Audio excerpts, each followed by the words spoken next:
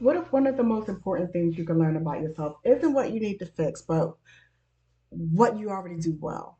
Maybe you're a person your friends come to when they need advice. Maybe you're great at organizing things. Maybe you always have new ideas. Maybe you notice when someone feels left out. Or maybe you can look at a problem and immediately figure out how to solve it. Those aren't just random things about you, they can be your strengths. Today, we're talking about Clifton Strengths, a popular strength assessment that can help you to understand some of the things you naturally do well and how those strengths might connect you to school, relationships, work, and even eventually your career. And here's the important part, your strengths don't determine your future, they give you clues about yourself. So, what is Clifton Strength Finder? Clifton Strengths was developed by Gallup. The assessment is designed to identify patterns in the way you naturally think, feel, and behave.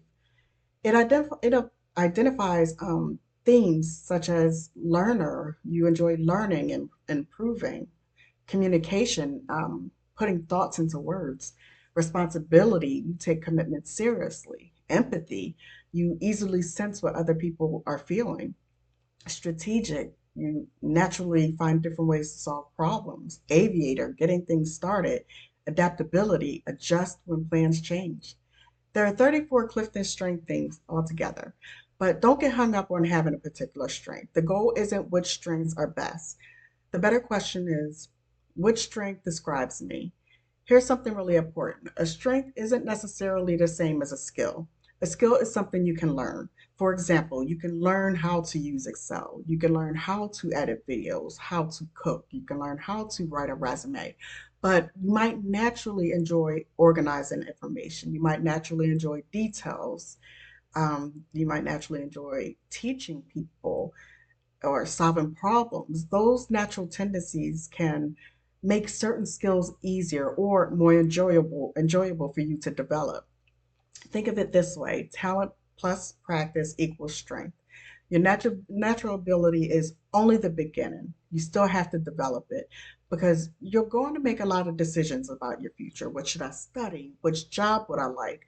What am I actually good at? What should I get involved in? What kind of environment would I enjoy? And sometimes young people make those decisions based entirely on what pays the most, or what does everyone else think I should do, or even I'm not good at anything.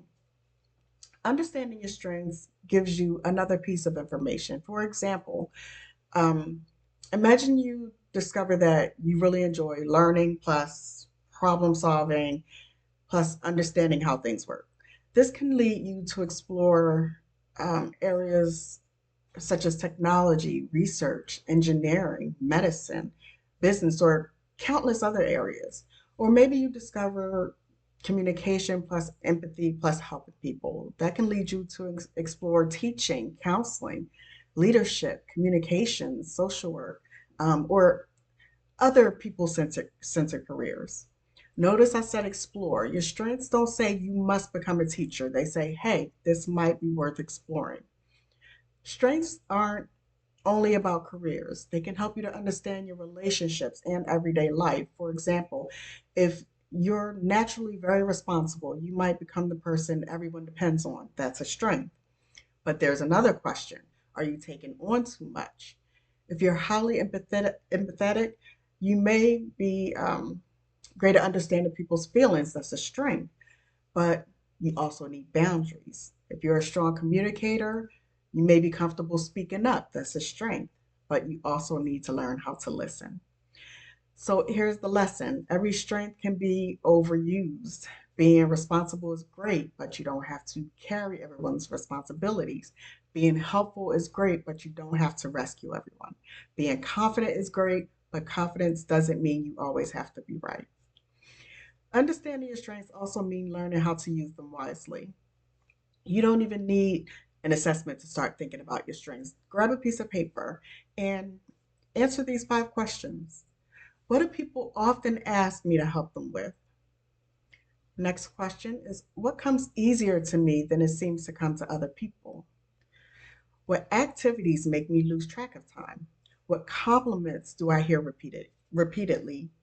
And what have I solved? What problem have I solved and I'm proud of?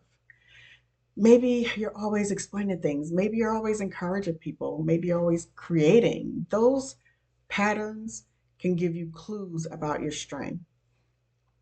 And here's where this becomes really useful.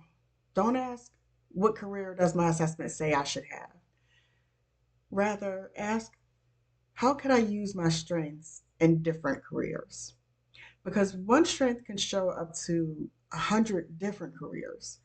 Maybe someone who loves communication could be a teacher, an entrepreneur, a journalist, marketer, lawyer, salesperson, a content creator, or something we haven't even thought of yet. But your career isn't a multiple choice question. It's something you can explore, test, change, and develop. Your strengths are simply another tool to help you make better decisions. So, with that, here is your challenge. Stop asking only what's wrong with me. Start asking uh, what's right with me. What what do I naturally bring to the table? What do people count on me for? What am I curious about? And how could um, how could you develop those strengths? Because knowing those strengths, it doesn't mean you stop working on your weaknesses. It means you stop overlooking things that make you uniquely you. So keep learning, keep growing, and keep discovering. Until next time.